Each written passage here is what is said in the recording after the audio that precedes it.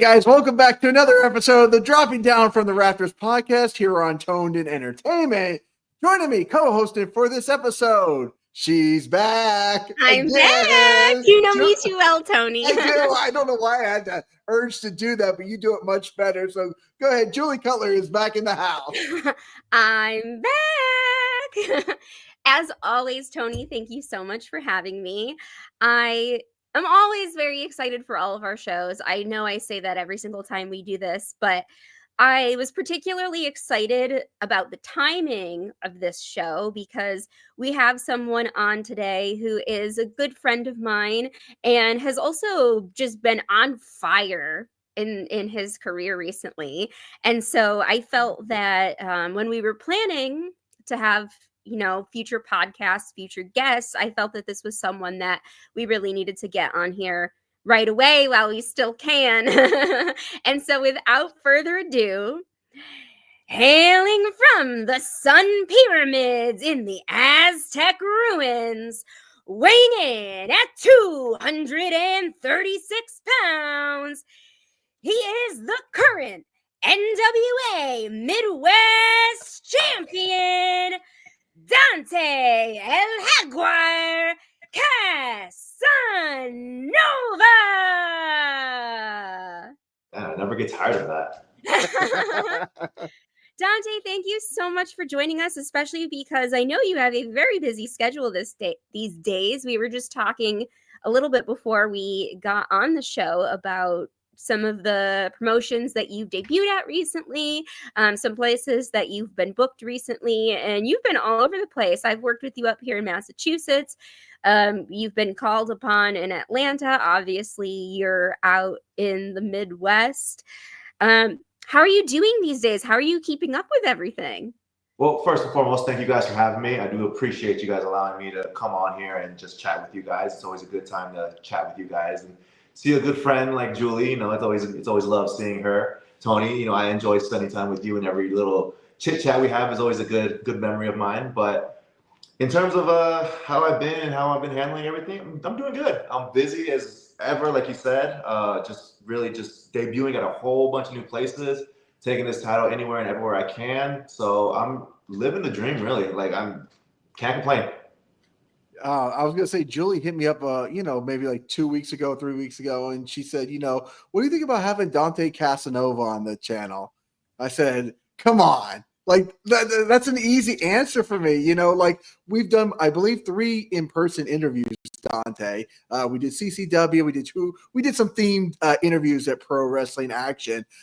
So I'm glad we have a little chance to deep dive a little bit. And, those interviews are always so quick at the shows. And here we kind of relax and have a good time with it. And I do want to I've done so many interviews and very few quotes kind of stand out to me, but I was thinking today, I was like, wow, there's still one quote that stands out to me. And Dante Casanova gave it to me. It was at Pro Wrestling Action.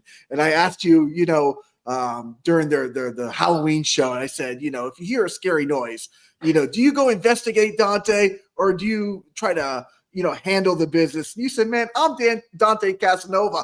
I'm the guy making the noise. I said, I said yes. I'm like, that's a good answer. So 400 interviews that I've done, that line, I didn't even have to go look it back up. It still stands with me, Dante. I'm gonna be honest, that's a core memory right there between us. That was actually, if I remember correctly, I think I had red hair at the time. That I can't remember what you were wearing, but I do remember the line, though. And actually, Tony, you bring up a really good point, which was, I think, Pro Wrestling Action down in Florida that's run by our good friend Daniel Max Shaw and Dr. Eric Christopher. I think that was actually where we met Dante, which actually is a pretty good segue into, of course, one of the age-old questions that I always have to ask people whenever they come on the show. And it's kind of the, basic question that everyone wants to know is how you got into wrestling in the first place and where you started out early on in your career. Did you grow up as a fan? Was there something that happened to you when you were growing up that really caught your attention in the world of pro wrestling that made you feel like, okay, yeah, I need to do this? How did it all begin for you? So I was always a fan growing up. I just I don't know what it was that caught my attention or what. I couldn't tell you exactly the moment where I became a fan. I just, from the longest time, I could just remember you being a fan. And my guy was always John Cena. John Cena was my guy. So growing up, I was always a fan. I would always stay up late watching Raw, watching SmackDown. I tried to convince my father to buy the pay-per-views, even though he didn't. But nonetheless, I still did my convincing. Every now and then I get a WrestleMania here and there, but always a fan. Transition to like high school, I started doing other things. I started playing football. I started getting involved in after school clubs. So I kind of wavered away from that. But then I remember right before I graduated high school and went off to boot camp for the Marine Corps, my dad told me, he was just randomly scrolling TV and he was like, hey, WrestleMania's in Orlando and I think they're on like today. Like, do you want to order it and watch it? And I was like, man, I haven't seen wrestling in like 4 or 5 years. I said, screw it, let's watch it. So he bought it, we watched it, and I just instantly fell in love all over again. And it was just like, man, throughout my high school career, I didn't at all pay attention to any wrestling. I didn't follow it, didn't watch it, didn't talk about it, nothing. I just went cold turkey, just completely abandoned it. But then, revisiting WrestleMania and then watching it live again, I just fell in love with it. And throughout my entire adulthood at that point, I was just always keeping up with it, whether it be on Instagram, Twitter, or X. Whatever the case was, I was always keeping up with it after that moment. And when I came back from the Marine Corps, I was in a dead-end job that didn't have me in the best of mental spaces. And my girlfriend at the time noticed it. She noticed that it was deteriorating rapidly. And she asked me, like, what's gonna break you out of this slump? Like, what makes you happy? And I was like, really, there's only 2 things that make me happy. It's either being in the gym and fitness of some sort or wrestling. And she was like, well, why don't you become a wrestler? And that was never a thought in my mind. It was like, I never knew anything about how to be a wrestler. I didn't know any wrestlers personally, so I just never thought it was anything feasible. So then I started listening to podcasts and whatnot, and a lot of wrestlers' come up stories was the same as mine, where it's like, we're working a dead-end job and I'm, just wasting my life away. Why don't I just use my youth and try to obtain something that I've always wanted to do? And if I fail, I fail, but at least I grow up old and saying, hey, I did it. I tried it. I never wanted to be the type to grow old full of regret saying, oh, I should have did this when I was younger. Or I could have been here or there. So I was like, you know what? No, I'm only young once. I'm going to do my research. I'm going to find someone to train me and I'm going to do it. And that's what I did. Well, Dante, you don't have to name the company, but do you mind me asking, like, what type of job that was, the dead end job? Yeah, it was carpentry. It was construction. So okay. I was working in Orlando. I was building a bridge and I was just like, man, this sucks. I kind of had one of those epiphany moments too when I was younger. Like I was working at a restaurant. I almost said the name of the restaurant, but and I just remember like looking around one night and I just walked out. I was like, I can't do this type of job. Like I gotta try something else. So I do appreciate the drive to go out and try. And like you said, we only live once, and you got to do it when you can, right? Absolutely. Like I said, I refuse to get old and sit in a corner in a rocking chair and be like, oh, I should have did this or I could have done this. Like, no, if I'm gonna fail, I'm gonna fail, but at least I tried it, and I can say, you know what, this wasn't meant for me, but I have no regrets about it. Well, a couple of things that I wanted to jump off of just based on everything you just said. Number one, you mentioned, if I fail, at least I tried, at least I had the experiences. Well, if anything, you're the NWA Midwest champion right now. So it doesn't seem like you're failing. Yeah, if anything, it seems like you're doing quite well considering, NWA has been making a lot of waves, especially within the past couple of years, with Billy Corgan in charge and, the TV deal that they have with the CW and some of the things that they have going on. I feel like the NWA and also just the wrestling world in general, there's been so much going on across the landscape of pro wrestling these past few years, and so many new opportunities for people where maybe if somebody doesn't find success or maybe they don't find what they're looking for creatively one place, there's so many other places where they can still find that sense of personal success. All of that being said, jumping back a little bit into your story and your personal history. So when you decided to start training and you were doing your research and you were listening to podcasts, what did you come across? Like, who do you credit for your training, and where did you kind of start from there?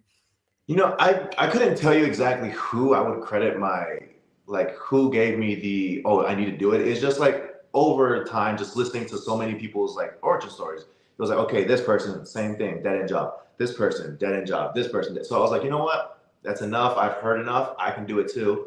And then just going through the research and whatnot, I was living in Orlando at the time, and I was doing my research, and I found like there's a bunch of schools all over the place in Florida, and anyone can really train you to be a wrestler and whatnot. But it's really like, like you got to be careful with who you pick to train you, because like I said, anyone can train you, but that doesn't necessarily mean they're going to train you the right way. And if they haven't been where you want to be, why should you really trust them in that aspect? So when I was doing my research, I found a school that was relatively nearby me. It was like 30 minutes away, luckily. And it was ran by Sean Spears and Tyler Breeze at Flatbacks. And I was like, these two are at, you know, the top of the game. They're at where I want to be. So why wouldn't I trust them to train me the correct way? And I signed up, did my training, and never looked back. I credit them so much for teaching me the right way and just helping guiding me in the early stages of my career.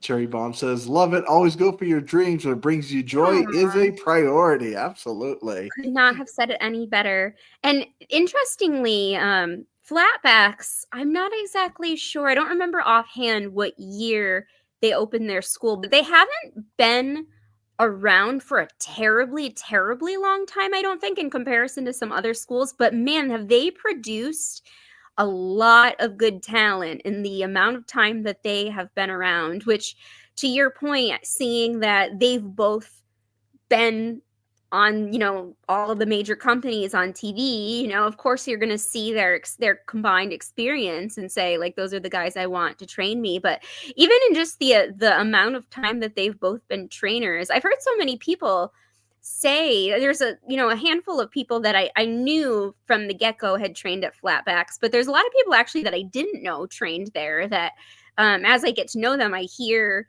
oh, you know, that's where I went, and it all just makes sense. I said, oh, okay, well, you know, you see how many talented people they've produced in such a short period of time. That's pretty amazing.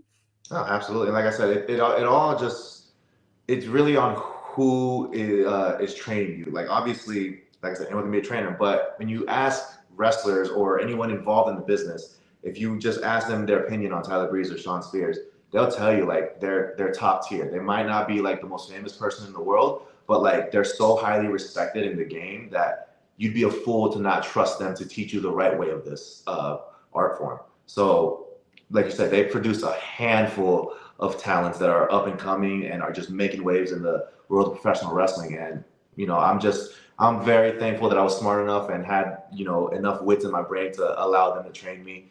And if I can spread the word of Flatbacks to any up and comers, by all means, I will do that every chance I get, because I full 100% believe that Flatbacks is one of the best training schools in the entire planet right now. I know I've also spoken to like Cam Stewart, who went to Flatbacks, and you know, Chris Van Vliet did a video there with Sean Spears, where Sean Spears pretty much chopped the crap out of his chest. So is there some type of like chop initiation that you have to go through with Sean Spears? Or if there isn't, I mean, have you been chopped by Sean Spears, and what is the thoughts as soon as it happens, Dante? So it's not a Flatbacks, like, it's not a specialty by them. It's, in reality, almost every school does or should do a chop day, because it builds camaraderie, but it also, you know, teaches you like how to do it properly and how to, you know, protect oneself and protect each other.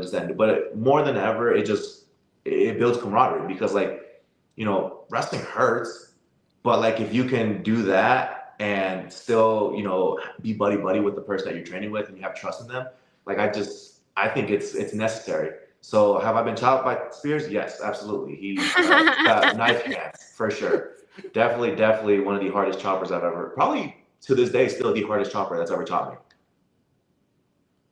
Well, I think Chris Van Vliet's chest at the end of that video was a pretty good visual representation of that, because he was pretty beat up by the end of that video. I don't know if, Tony, I know obviously you saw it. Dante, I don't know if you've gotten the chance to watch it in full. Oh yeah, I've seen it a few times. I think that video went all around the internet. Yeah. Yeah. Sure.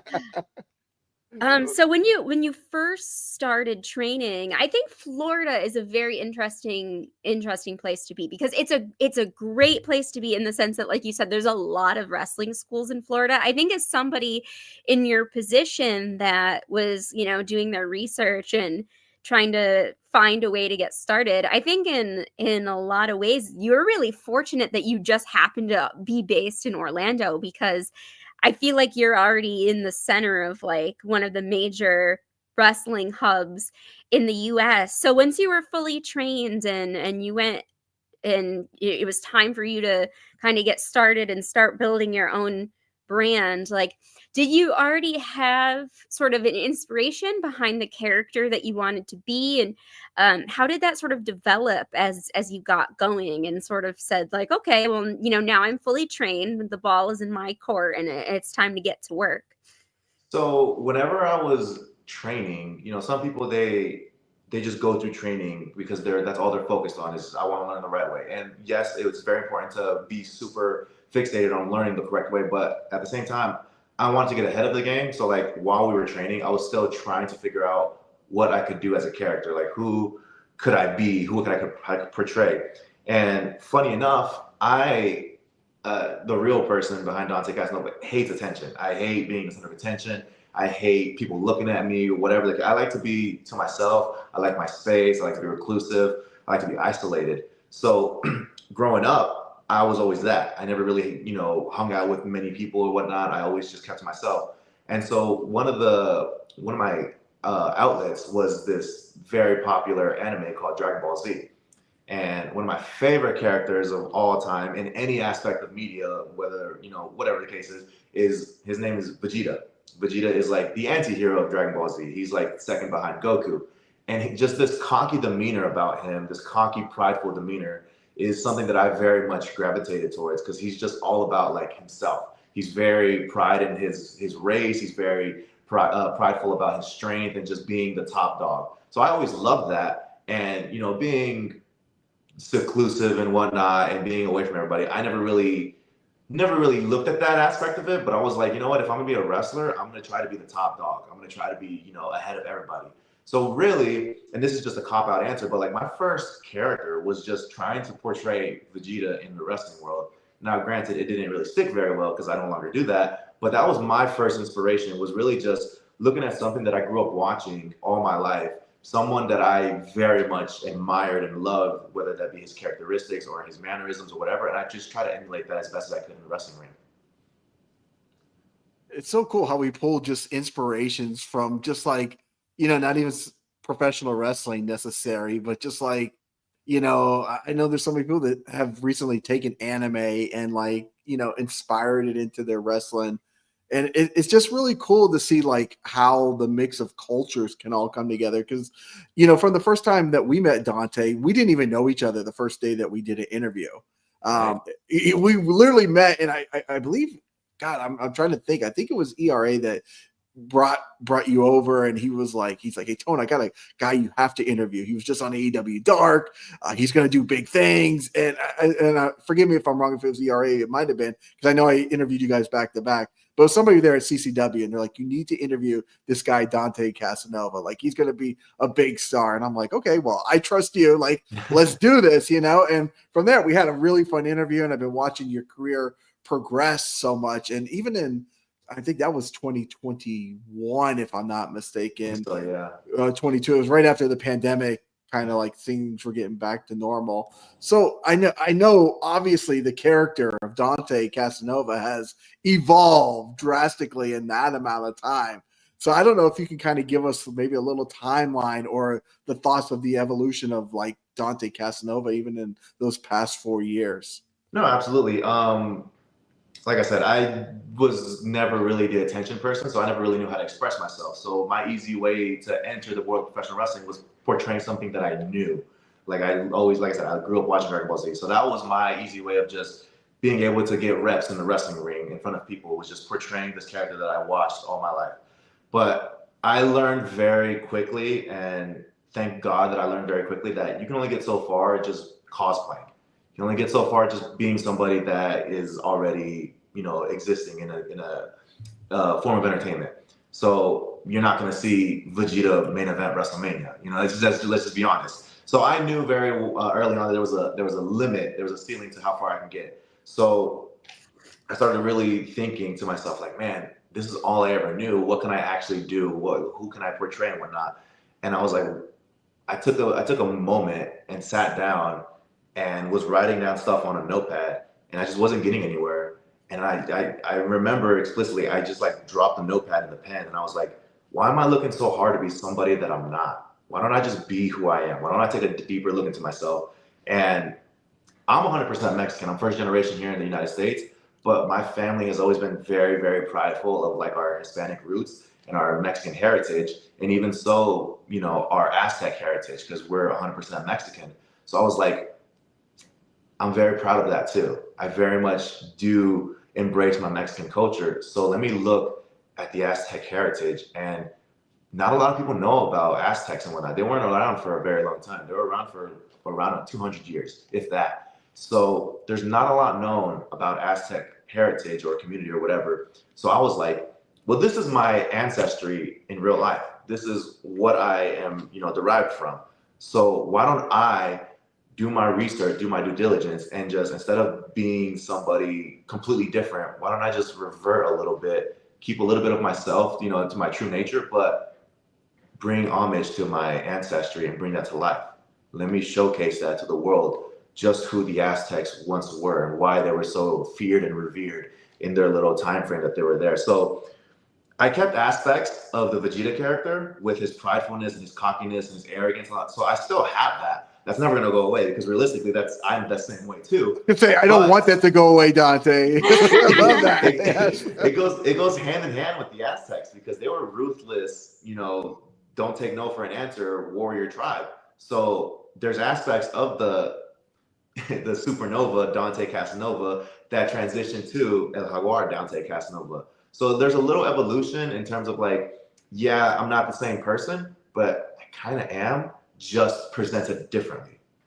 And I love that. And I think that that's really smart. I think there's multiple things that you said that really resonated with me that I just think are so smart from a wrestling psychology perspective. And something that you had said was, rather than like looking for who can I be, looking inward and saying, well, who am I already? How do I take who I am already and crank that up to 11? Because it's always, you know, what they say the best wrestling characters are. And I think, you know, looking back at our childhood, I know you mentioned being a big John Cena guy.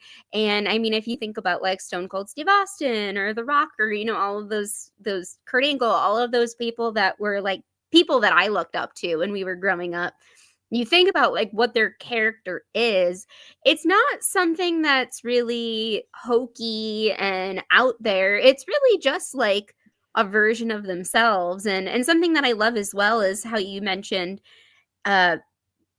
sort of aspects of that Vegeta inspired character still being a part of your character. And I love the fact that you didn't abandon that completely and just say this doesn't work. But I was going to say, even in aspects of like your gear, for example, that you wear now, you can see that it's very culturally inspired, but there are aspects to it, like some of the lines and shapes and things like that I could kind of see also having a little bit of like a Dragon Ball Z inspiration as well, like the sharp lines and things like that. And that was actually something else that I wanted to talk to you about, was your gear, because you, in my opinion, you have some of the most fun wrestling gear that I've seen on the independents. And I know that you've mentioned having some new gear to debut soon. I'm not sure if you have already debuted it since we had that conversation. Yeah, the new gear that I was mentioning was the gear that I wear now. I debuted it when I won this championship. Okay, because I was going to say, I was like, you have incredible gear, and I think that gear also does a really cool job of paying homage not only to your previous character, like I had mentioned, but also to your heritage and your culture. So how did you sort of put that together? Because that must have been kind of fun to say, well, I'm going to really like dive into this concept and like when you come out to the ring and you have like the full, you know, headpiece and everything, it's very eye-catching.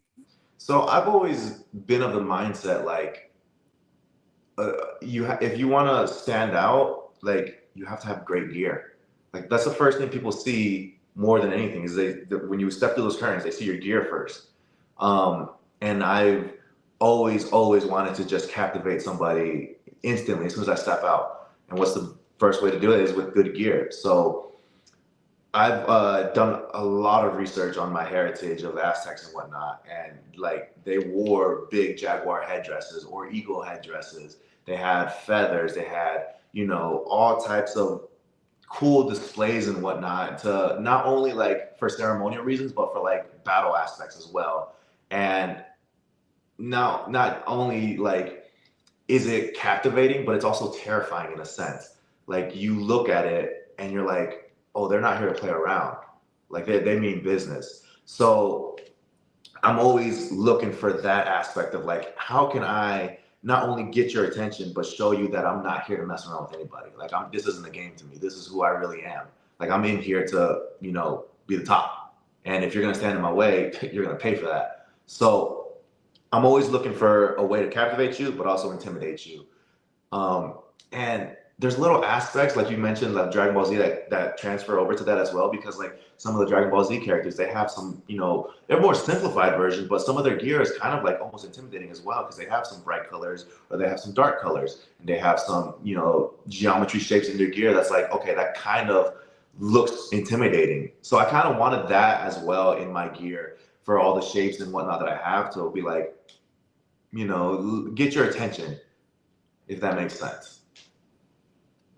We got KO Van Du Oh no. here in the chat. Hold on. He says Dragon Ball Z here. And then he has a question or a statement. I don't know, Dante, if you can, you know, correct this or if it's a fact or what. He said the Aztecs were the first to discover chocolate. I wouldn't say they're the first. They might be the first, but I do know that they very much did revere chocolate. It was very like they almost used it as currency. It was very like only the elites had it. Like high social class had access to it. It was very rare and hard to find. That's an interesting fun fact. Thank you, KO Van Du. Thank you, KO, because I wouldn't have known that either. Yeah, okay. Sometimes I don't know what KO if he's just coming in and giving us I know. like lines Well, now but he's dropping facts and knowledge. We appreciate it. Now this is kind of getting my wheels turning, because now that we have KO Van Du in the chat, we had mentioned how Dante has been debuting for for a lot of different promotions. You've been traveling a lot, and we had just worked together last month in Massachusetts for Rebel Spirit Pro Wrestling, which is somewhere where I also work with KO Van Du. And I don't know if you guys have ever stepped toe to toe in the ring before, one-on-one. We've never officially had a match together, but it's something that we've talked about because we've crossed paths here and there on shows, but we've never had the opportunity to lock up, and it's something that I'm very much looking forward to. Well, I think that would be really interesting because I know you're part of the roster reset tournament at Rebel Spirit Pro right now, which you won your first quarterfinal round match to advance to the semifinals, which we'll be seeing this next month. So maybe once you work your way through that, we could potentially see you and Mr. KO Van Du here step toe to toe. That would be very interesting. Look, I'm accepting any and all victims. That's not the wisest of decisions for you, but I'm not one to shy away from any challenge at all. I accept it and I encourage it. I was going to say the one thing with Dante Casanova, not only do you get, you know, a little bit of cockiness, but you get the confidence as well, too. Yes. No, absolutely. I feel like if you're gonna try to be the top dog, you have to act like it. You have to be very confident, which like it's not. Well, we haven't stepped in the ring yet, so technically you're not wrong. But yeah. I'm more than happy to prove you wrong. Oh, I'm all ready to make the announcement. So just give me a time and a place. I'll be there, microphone in hand. He said, "Hey, you're gonna call out sick." Oh, that's funny. He's speaking from experience. Oh. Oh, shoot. Okay. Actually, that brings me to one question that I do like to ask a lot of our guests who come on the show. I think And this is appropriate here now, Julie. I know where you're going with yes, this. It's and perfect. seeing as you have this championship in hand, I'm sure that there are a lot of people that are going to want to respond to this. But is there anybody, particularly on the independent scene, anybody, if you want to pick anybody from a major company, that's cool too, but anyone on the independent scene that maybe you have your eyes on, that you haven't stepped toe to toe with yet, that you would like to use this opportunity to call out? Well, listen, I've never been one to call my shots. I'm always the one being called out. So Hmm. if I would be lying to you if I said I had a list ready of names that I want to face. Like I said earlier, I am accepting any and every newcomer. If you think you have what it takes to step up to the NWA Midwest champion, by all means, step into that ring with me, and we'll see if you got what it takes. I don't like your chances, but I will accept it. Let me ask you, Dante. I know you've had probably, I don't even know if you're one of those guys that counts his matches. Are you one of those people? No, you're not one of those guys that keeps records or anything. There's a few guys that do. It I seems actually like a just lot. started this year for the first time ever. I started this year keeping track of my 2025 record. So I do have that going for me. But in the past, I haven't done it. Okay. When I Google or YouTube your name, Dante Casanova versus somebody, one specific person comes up a lot of times. Who would you think that person is that maybe you've had the most matches against? That when I YouTube your name, it comes up.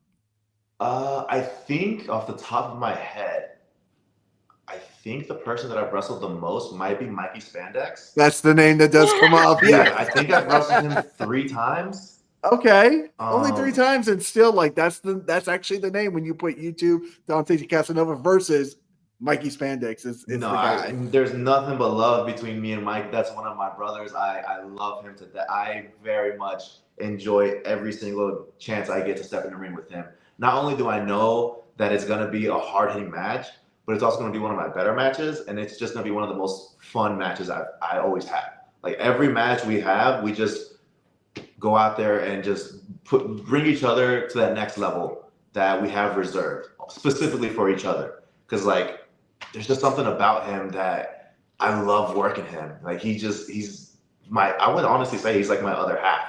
Because like we have so many things in common. We have so many like shared interests that it's insane that we've only worked each other 3 times and not like every time. It's like, you know what I'm saying? Because like there's a different Dante Casanova in the ring when it's with Mikey Spandex.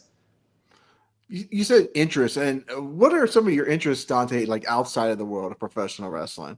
So I'm very much into, like I said, Dragon Ball Z. Right. That's a given. I've been talking about it for a minute now, but I'm very much into fitness and the gym and whatnot. I love working out, every aspect of it, whether that be bodybuilding, whether that be powerlifting, calisthenics, CrossFit, you name it. I'm even into running. Like most people hate running. I love running. I was before I became a professional wrestler, I was trying to be a marathon runner. I was training for that, but then COVID hit and that went to crap really fast. But I'm slowly getting back into my running game. I love every aspect of fitness. I'm very much into like cars as well. Now I'm not. Before I say that, there's a bunch of people gonna be like, "Oh, what's this part to the car?" I don't know that much. No, I just appreciate cars. Like I appreciate American muscle cars, old school muscle cars, like 1968 Camaros, or all Ooh. that stuff. I love. I have an affinity for it. I'm slowly like, even though I've been saying I'm into Dragon Ball Z, I was never really an anime person. I was only ever into like Dragon Ball Z and Pokemon, really. Like those were like, that was it for me. But as time's gone on, I would say in the last 2 years, I've really expanded my horizon for animes. So I'm very much getting into a lot of animes now. And I can, accredit that to not only Mikey Spandex, because he's giving me a bunch of recommendations, but also to like some of my close friends too. Like my best friend Noah, my friend Roman. They just given me so many animes to watch that like I've been sitting down and actually watching them, and it's like, wow, there's a whole world outside of just Dragon Ball Z and Pokemon that I had no idea about, and it's fascinating to me.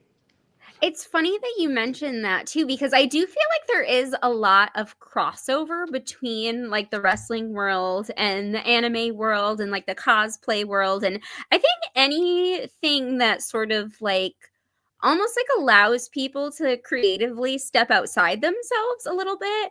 It's funny because you mentioned both Dragon Ball Z and Pokemon, which were two of the I don't really watch like a lot of other anime stuff, admittedly, but those were like the two that I grew up with, along with I think Sailor Moon was another one that I was Yeah. really into when I was younger.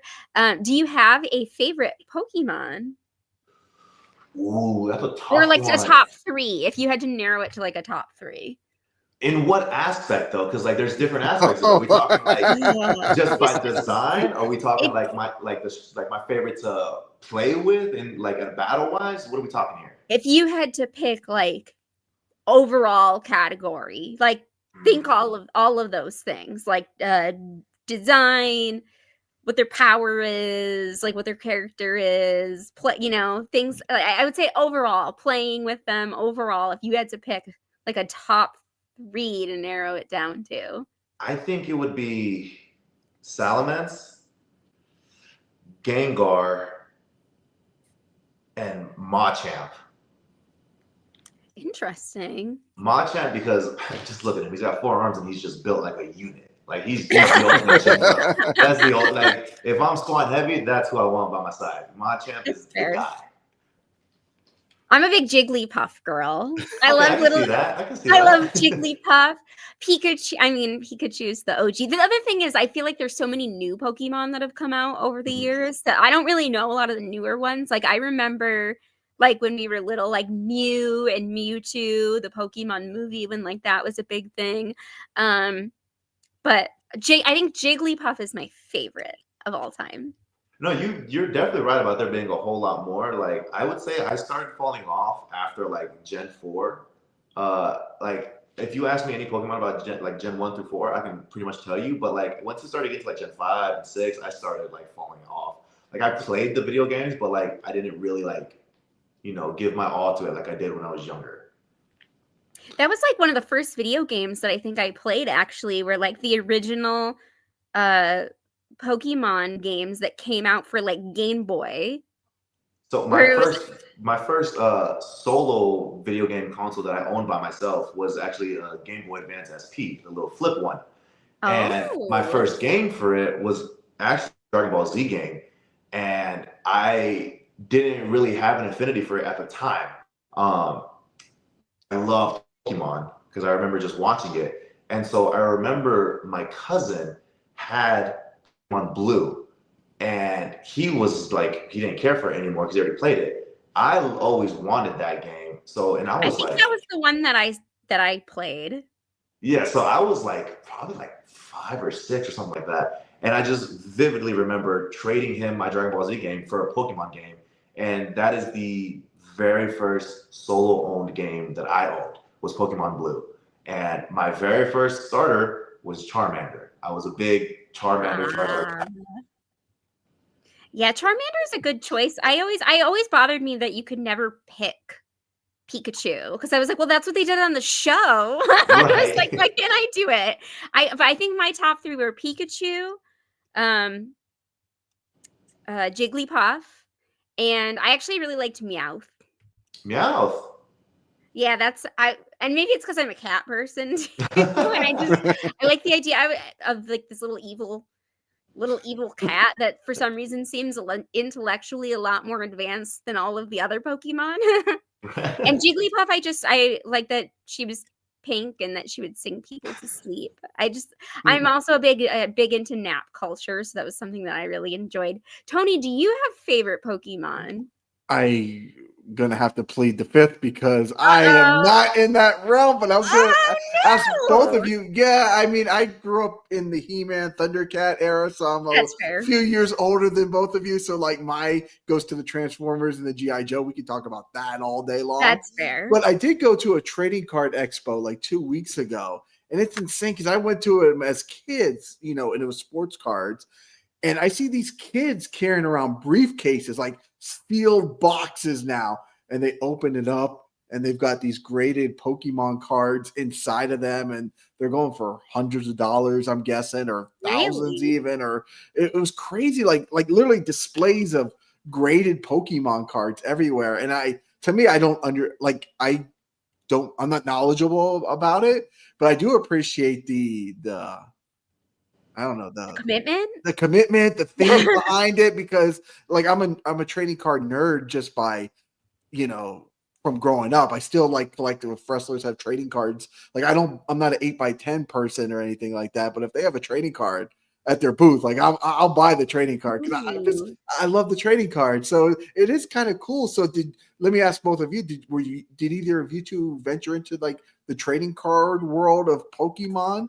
I did as a kid, not by that aspect of it, which It's hardcore, Dante. It was yeah, crazy. like, I always just loved buying, packs and opening them and just having them. It was with Pokemon and with Yu-Gi-Oh! I also was very much into Yu-Gi-Oh! As well. So I did Okay. have, my fair share of trading cards, but I was never really, I guess, like a collector or a trading card, like hunter or whatever you want to call them. Like I never really ventured into that. I just wanted them just to have them. I was never a trading card person. I remember one of my brothers, I think he had a number of the cards. I never really cared about the cards. I liked more of like the little figurines that you could Okay. play with. Like, I don't know if you guys remember or not, but there was a period in time, and I think it was maybe when like the first Pokemon movie was coming out, they had the figurines that they would give out in like the kids' meals at Burger Mhm. King. Mhm. So I was always I was trying to eat at Burger King, trying to convince my parents to take me to Burger King every weekend so that I could get a new toy. And I remember they had, I think it was Mew and Mewtwo. Those were like the rare ones. And they had like a little switch on them where they lit up. And I remember one time I finally got one and it was like a huge deal. But I liked those like things that I could actually play with, or like the video games. I think the cards, like I didn't feel I could do as much with, although now as an adult who would admittedly not be upset about making a little like extra cash here and there, now I'm kind of regretful that I wasn't more into those. But I think I was more into like the hands-on, something that I could actually use myself, or the video games. At least like I felt like I could create something myself. Yeah, absolutely. Are there any other, I guess, video games that you played growing up or that you're interested in? Because I feel like that's another sort of realm of crossover between like the wrestling world and, um, I mean, there's a lot of like really good wrestling video games, obviously, some of which I played growing up. Was there anything like that that you were ever into, or maybe even still into as an adult? I remember very much being into racing games, like the Need for Oh, Speed franchise. I still play those occasionally. hmm, Um, I liked fighting games like Tekken. I was a big Tekken guy. okay. Um, funny enough, I played as King, the Jaguar guy, which full circle moment, but yeah, I played as King. Um, let's see, obviously Pokemon. He was a jaguar and a wrestler in the fighting game, so it really worked out It for you. made sense. Yeah. So that played a big part of my childhood, but I was also into like obviously Call of Duty, Grand Theft Auto. I very much was into Spider-Man games as well. I remember one of my Ooh. favorite games that I overplayed was Spider-Man 2 on the PlayStation 2. Um, Ooh. was an amazing game, and I just remember just putting so many hours in that game.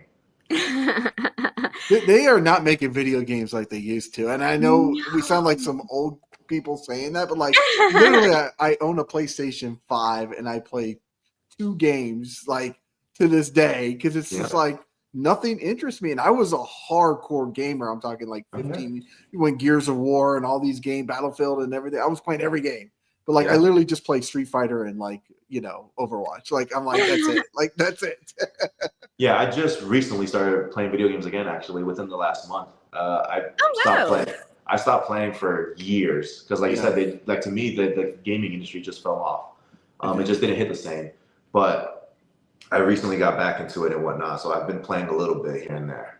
I was gonna say, everything goes through cycles. Like I feel Yeah. like wrestling obviously had a point where it was on the low down, and it's made a huge resurgence. And like, I feel like video games, movies, a lot of our entertainment is going through this weird transition right now of like, of course, like how we view programming has changed so much in the past 8 years or so, like, so I think everything's making an adjustment. How we play video games, we used to go to store, GameStop, and buy stuff. People don't go buy physical stuff anymore. So the only thing that's being made is just like, it's the same thing with movies right now. It's like, it's just another Marvel movie. It's just another franchise movie. Same thing with video games. It's like, well, we know this is going to sell digitally, but grandma is going to go pick it up at the store of maybe these other games that we're going to put out there. So I think everything goes through transition phases. I feel like a lot of stuff in entertainment is going through transition phases. And thankfully, wrestling, I feel like, has already gone through that transition phase and is now like, I mean, the indies is just insane. Like, I've only been here in Georgia for 3 months, Dante, and like literally, like every show I go to, I'm seeing not only like the same people go to different promotions, like travel 2 hours, 2 hours, 2 hours. I was at AEW last night, and I still run into a bunch of people that I see at these indie shows, and it's just like, it's really got a hardcore following now that people are willing to go. If there's good wrestling in your town, people will go to it now. No, absolutely. And that's like the beauty of pro wrestling. Like, if there might be times where it's on a low, but right now we're living in just this boom of wrestling, and it's amazing. And I'm so thankful to just be a little part of it. But like, even seeing a lot of my friends and some people that I trained with, make it to the big stages and whatnot, not just on like, WWE TV, but like the bigger indie names and whatnot. So it's in such a high demand right now that it's very, very like lovely to see. And I love every bit of it right now. Let's bring in this comment real quick here. It says, Dante, I saw you at NWA. I was the one cheering for you. What is up, big dog? What's going on, my man? I appreciate it. I appreciate the love. One thing that I wanted to ask, actually, kind of circling back to the NWA, because they have a lot of really good, experienced people working behind the scenes there. And they also have a lot of really good people that you'll see in some of the different territories. Is there anybody that you've gotten to work with in the NWA that you feel has been really influential, just in terms of maybe like, giving you like a little bit of extra advice, like creative advice, match advice, anything of the like? Are we talking people that have worked or people behind the scenes? I guess either one. So in terms of in the ring, I had a feud with him. Actually, I beat him for this belt. Pretty Boy Smooth. I gotta give props to him. That man right now is killing it. He just understands just little things about wrestling that a lot of people overlook and whatnot. And he's a very, very big person. He's like 6'9", I want to say 6'10". So people are at that size, they don't really know how to like necessarily quote unquote be a big man. But he has just such a deep understanding of it that like, I'm typically a big guy in a wrestling ring. I'm 6'3", 240 pounds. I was going to ask how tall you were. I mean, everyone's tall. I'm 5 feet tall, so everyone's tall. I'm typically, when you step in the ring with me, I'm typically the big man in the match. So I've always had been the overpowering force in a match. But to go up against someone who actually like towers me and just play with it differently and understand how I have to structure the match differently and how I have to attack the match is just, it's been eye-opening for me. So Pretty Boy Smooth has just brought this different, mental aspect of the game out for me, and I can't give him enough credit for that. But behind the scenes, I give all the credit in the world. All the little bit of success that I've had so far in my 4 years of wrestling, I give it all to EC3. That he has taken me under his wing. He has coached me one-on-one. He's taken me internationally. He's really he's like my wrestling dad. Like, he's just claimed me and just taught me so many things. And we call it in the Exodus world, we call it TGS, which stands for Top Guy S word. Not gonna say it, but you can't. It's not censored here. There's different levels to professional wrestling that people just don't look at anymore. Everyone just wants to do fancy moves. They want to make a highlight reel, which I get. Everyone wants to look cool, but you really have to look at this in a mental aspect and in a psychological aspect. And EC3 just has this iron grip on it, and just his way of thinking is out of this world. And there's not a lot of people that not only know that style and know how to teach that to other people, but are willing to teach that to other people. And he's just so giving, and he really doesn't have to be at all. He's EC3. You know, he's a multiple-time world champion. He's amazing. He's been there, done it all. He has no reason to train or even give the time of day to an up-and-comer like me. But the fact that he's more than willing and happy to do it, like I can't give enough flowers to EC3. That man is really, I wouldn't be here today if it wasn't for him in the wrestling world.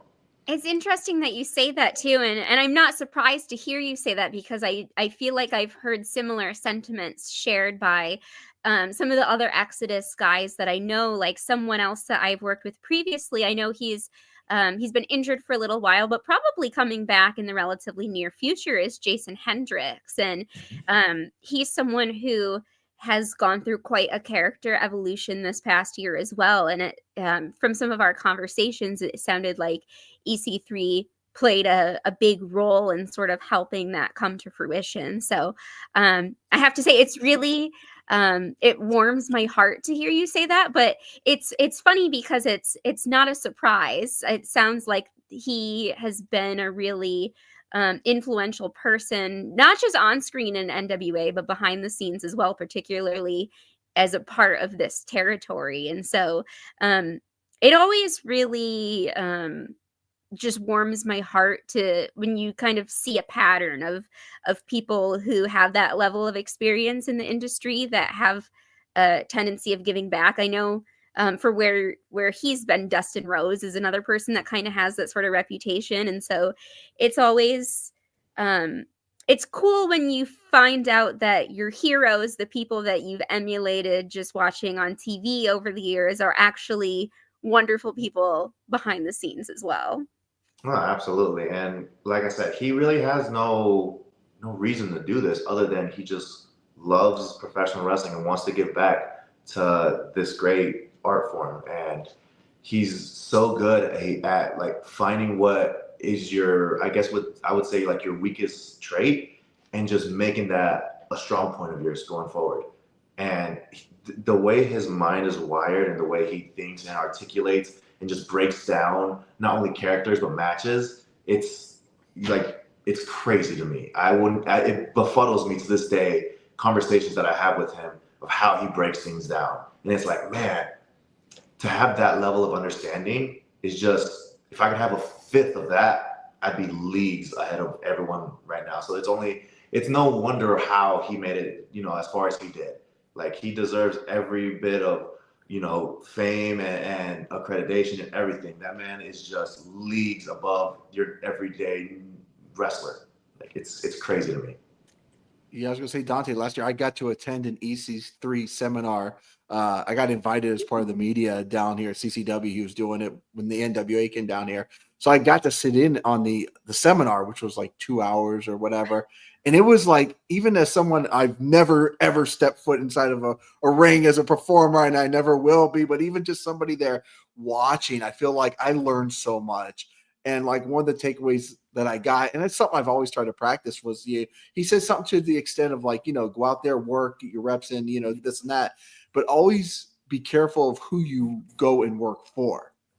Because he said, we notice these things, like if you go work for, and I'm not going to say a certain company, if we see you work for them, like we won't hire you. And like, I've been, in the past, since I've been doing this, I've always been careful about like, okay, let me bring people on that I know and, are going to have good reputations down the line. But like, for me, that was just kind of like a really eye-opening moment of like changing myself more professional as well too. Cause he's like, I used to go in like polo shirts and like graphic tees and stuff like that. And he was like, we see everything. And like, from that day, like I started wearing jackets and like, taking it more serious. And like, so just me going to that seminar, like not even going there as like a paid, patron, but like just sit in, like, I felt like I took so much away that has helped me evolve now to doing ring announcing, to doing backstage interviews. So I have to give him a shout out too. Cause just from me being there, like the knowledge that was dropped on me, and I took it all in, I soaked it all in. And I put it all to use because, like you said, he's a guy that has been to where everybody wants to be. And, if you're not listening, then you're completely losing out on anything that he's talking about for sure. 100%, 100%. And that's with every facet of life, not just with pro wrestling. Like, he's so knowledgeable in just life itself. And like, not only do I learn a lot from him just from wrestling, but like, even just, like I said, life. Like, I've been up and down the roads with him multiple times, and it's just every time I'm in the car with him, I just like turn down the music as low as I can and just talk to him and pick his brain about every little bit of life, really, because like, that man just has so much in-depth knowledge of just everything that I'd be a fool to not try to pick his brain. Yeah, you got to take advantage of those situations. I was listening to an Eddie Torres, his grizzled rant that he did today, and he was talking about, being in the back of AEW, doing extra work or helping out or whatever, and like Jake the Snake was there, and he was realizing that nobody was going up to talk to Jake the Snake. I don't know if it's like an intimidation thing or what, but he's like, you have this opportunity to pick the mind of somebody and who has like just the wealth of like the knowledge that most of us will never get, in this business. And like, you don't take advantage of that. So I'm glad to see that when you see these opportunities. I mean, we know Dante Casanova is a star, but you are taking it all in to build yourself up to be the biggest and best version of yourself. Absolutely. Absolutely. And I think, Tony, you bring up a really good point. Is it's one thing to find yourself in a certain situation in somewhere like a backstage at AEW or at an independent show where maybe there's bigger names, or in a situation where you have like an EC3. And I think there's a lot to be said for not only just making it to that level, earning that opportunity for yourself, but how do you utilize that opportunity? Like, are you just kind of there? Are you sort of hanging back and just taking it all in, or are you going up to people and initiating those conversations? And it's just really great, I think, to see where you're at, Dante, and see you with your championship belt in tow. On that shoulder for an Yeah, hour now. I was gonna say we were saying before, that's got to be fairly heavy. You said about 10 to 12 pounds. It's up there, and I'm not gonna lie, I'm aching a bit. But it's really heartwarming to see somebody like you who's such a great person on the inside, and I absolutely love your sense of humor. I was saying this before the interview. I feel like we share a very similar sense of humor, but it's just really heartwarming to see somebody like you who takes advantage of these opportunities get rewarded in the way that you have. I'm really excited to see. Do you have any title defenses on the calendar coming up? Yes, actually, the 15th. That's next Saturday. I want to say I am next Saturday. Yeah, I'm defending this title at Bullpen Pro. Forgive me, I get my locations mixed up all the time, but I want to say it's in Indiana. It's a debut for me. So we're gonna have our actual. I think that's officially the first title defense of mine. So I'm excited for that. Pretty much every week after that is just go, go, go. I'm somewhere different, and for the most part, it's gonna be a title defense. So who's challenging you? Do you know who's challenging you yet? No, next I Saturday? do not. Okay, so that's going to be a little bit tricky. Well, I mean, I have a lot of faith in you, Dante. I have a lot of faith, but it's tricky having it be a surprise and not knowing necessarily. We talked about before, normally you're the big guy in the match, but if you don't know whether or not you're going to be the bigger guy in the match, how do you mentally prepare yourself kind of going in and just kind of having to be ready for anybody? There's two quotes that my father said to me all my life growing up was, there's nothing to it but to do it. So it doesn't matter who's in that ring with me. Hey man, you're in my way. You got to go. Like that's plain and simple. I'm not here to mess around. I'm walking in there champion. I'm walking out champion. I'm sorry, but that's your decision to step in that ring with me. but also like stay ready. You ain't got to get ready. I'm always 100% ready with every aspect of professional wrestling, whether that be cardio, whether that be technical, whatever the case may be. I'm ready for any and every match possible. 100%, no doubt in my mind. I'm always ready for it. And I saw actually on social media that you had just come off of your carnivore diet. So it sounds like you've been bulking, and now we're like working the cardio. So for the carnivore diet, I actually dropped like 25 pounds. Like Oh I wow! shredded off 25 pounds, and there was no real reason behind doing it. I just wanted to see what it would do to me. Like I said, I'm always fascinated by fitness in any aspect of it, and that includes like meal prep and diets. So I saw a lot of people talk about the carnivore diet, and it's all he says, she says. And I've never really been one to really take into consideration what people say unless I know the facts. So what's the best way to know the facts about it? It's just do it myself. So I hopped on it for 2 months, and for 2 months straight, I was strictly carnivore. There was no veggies, there was no carbs, there was no nothing.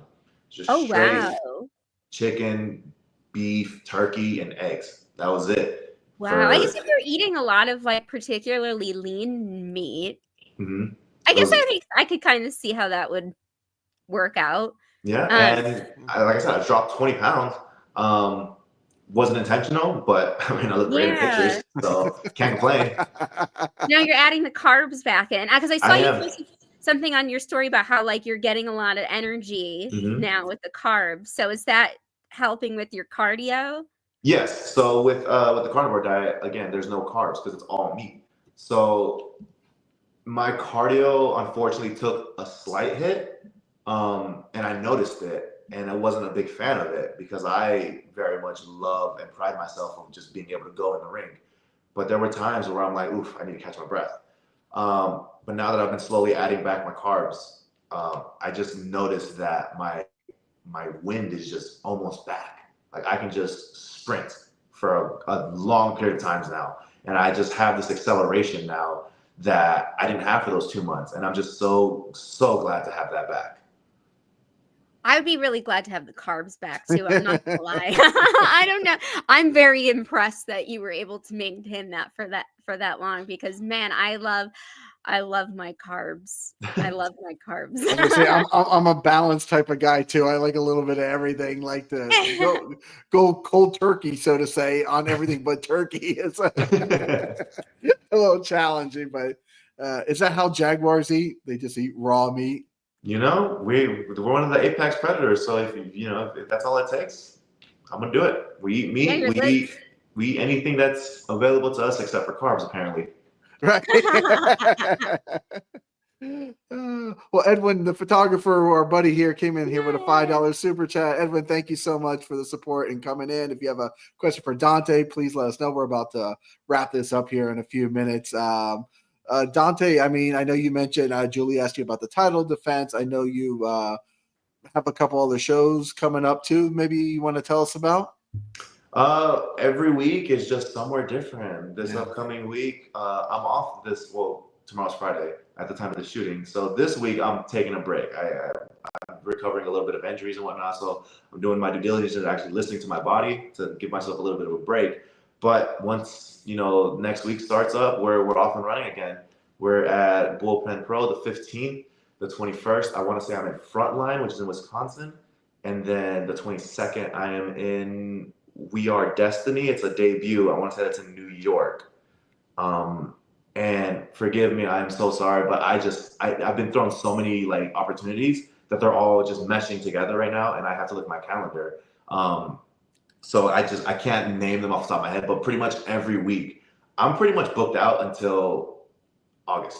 Like I have 1 or 2 weekends maybe, but for the most part, I'm booked out, and it's a blessing. I'm very thankful for the opportunity that all these promotions are giving me to be able to do what I love, but also defend my newly won championship. But it's kind of like, I don't want to say this in a negative way, but it's overwhelming in the sense that like I've never been this booked out. I've never been this busy, and I'm so thankful for it. So I'm still learning on how to handle it and whatnot, and be just prepared for everything that's coming to me. So be on the lookout on my social media. It's going to be every week is somewhere different, somewhere new. That being said, something that I always like to ask at the end of our interviews, along with where the people can find you next, is where can they follow you on social media? So you can find me at Instagram at the Dante Casanova, TheDanteCasanova. You can find me on X, formerly known as Twitter, at _Dante Casanova _. And then you can find me on Facebook, just Dante Casanova. You can't have the personal one. Only Julie can have that one. But only Dante Casanova. You have to be really in the inner circle, in the Dante. inner circle.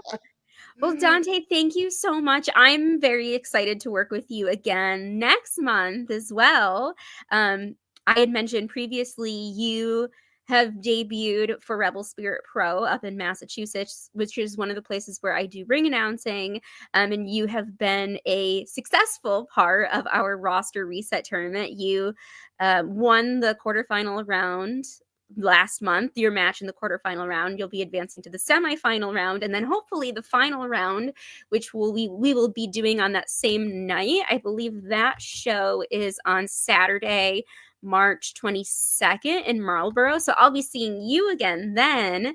And I will also be back on Toned In Entertainment next week. We're going to be doing another interview with Guapo Suave, the team of Loverboy Lex Lozano and Papi Chulo Diego Alvarez, which is going to be a really fun interview. I can tell you that's that. That's going to be wild. Yes. knowing those two guys, that's going to be a really fun interview.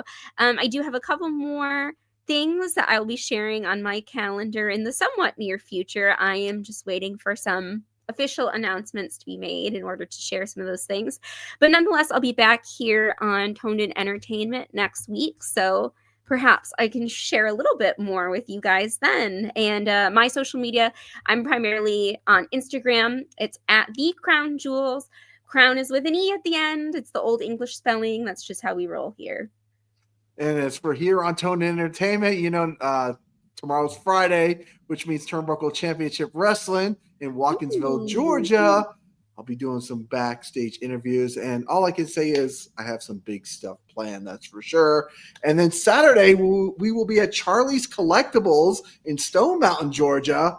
Kurt Angle's going to be there signing autographs and taking pictures, so we're going to be out there checking it out. And next week we got another podcast here, and then the following week I'm going to have I mentioned him earlier, the Authority Eddie Torres on here. He's had a 21-year career so far, and we always have, again, quick interviews, but there's a lot more to dive into with the Authority, so he will be on the channel the following week. Well, Dante and Julie, thank you so much for joining me here tonight. Thank you guys so much for the opportunity. I appreciate it. Absolutely. Dante, keep up the great work. Man, we're super excited for all your progress and all the cool stuff that's going on. And I can't quote the person because I don't remember, but I just remember somebody saying, look out for Dante Casanova. This guy's going to do big things. I just remember reading it somewhere about a year ago or so. And I wish I would have screenshot it, but I read that and I'm like, okay, somebody knows something. But you're definitely doing some big things. So Dante, again, of course, keep up the good work. Hopefully we'll run into you here in the Georgia area in the next couple of weeks. You never know what's going to happen. And then Julie, of course, we'll see you next week here for definitely some fun tag team podcasting for sure.